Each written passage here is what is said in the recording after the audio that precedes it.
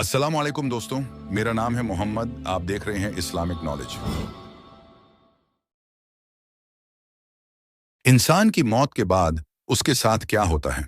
उसकी रूह आखिर कहाँ चली जाती है? ये सवाल ऐसा है कि जिसका जवाब आज तक किसी मरने वाले शख्स ने इस दुनिया में आके किसी इंसान को नहीं बताया। लेकिन इंसान जब से इस दुनिया में आया, तब से इस सवाल की खोज में रहा।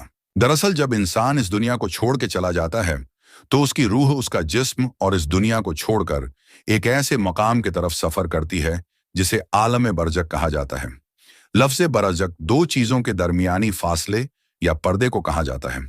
इस आलम को आलम बरज़ख इसलिए कहा जाता है क्योंकि इसका आगाज मौत और रूह कब्ज होने से लेकर क़यामत कायम होने तक बाकी रहता है। इसे आलम कब्र या आलम मिसाल भी कहा जाता है। मरने के बाद क़यामत तक तमाम इंसानों जिन इस आलम में रहते हैं। मोमिन के लिए ये आलम जन्नत की तरह होता है, जबकि काफिर के लिए जहन्नम के बराबर। रिवायत के मुताबिक दुनिया में इंसान की रूह कब्ज करने के बाद कब्र में रूह को एक बार फिर से उसके जिस्म में डाला जाता है, जहां मुनकीर नकीर उससे सवालों जवाब करते हैं।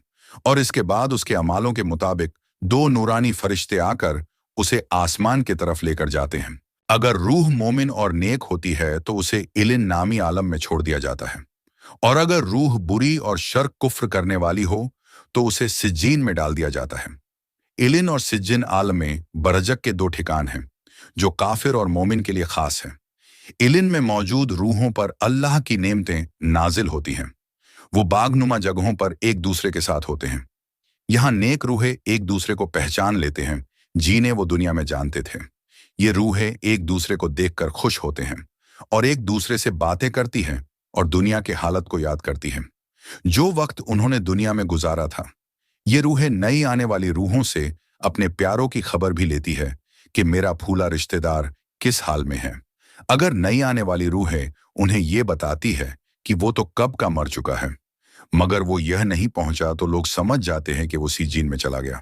नेक रूहें अपने रिश्तेदारों का सिज्जिन में ऐसे इंतजार करते हैं जैसे कोई घर से दूर घर वालों का इंतजार करता है। रिवायत में आता है कि नेक रूहें अपने करीबी रिश्तेदारों से मुलाकात करेंगी। नबी ए पाक सल्लल्लाहु अलैहि वसल्लम ने हजरत फातिमा से फरमाया था कि मेरे वसाल के बाद सबसे पहले तुम ही मुझसे मिलोगी, और बिल्कुल ऐसा ही हुआ। लिहाजा हुजूर के वसाल के तकरीबन 6 महीने बाद हजरत फातिमा रसूलुल्लाह से जा मिली। दुनिया में नींद और ख्वाब आलमे बरज़ख का ही नमूना है।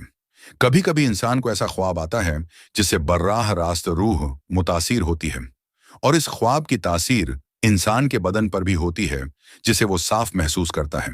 बाज दफा तो इंसान ख्वाब देखते ही खड़ा हो जाता है और चलता फिरता धक्के देता और बातें करता है। हालांकि वो नींद में होता है, मगर उसका बदन ख्वाब से जुड़ा होता है और वो हर बात महसूस करने लगता है।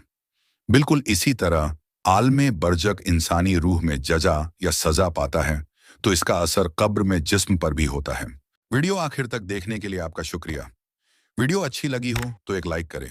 ऐसे ही और वीडियोस देखने के लिए इस्लामिक नॉलेज चैनल को सब्सक्राइब करें। मैं आपको मिलता हूं अगली वीडियो में। अस्सलाम वालेकुम।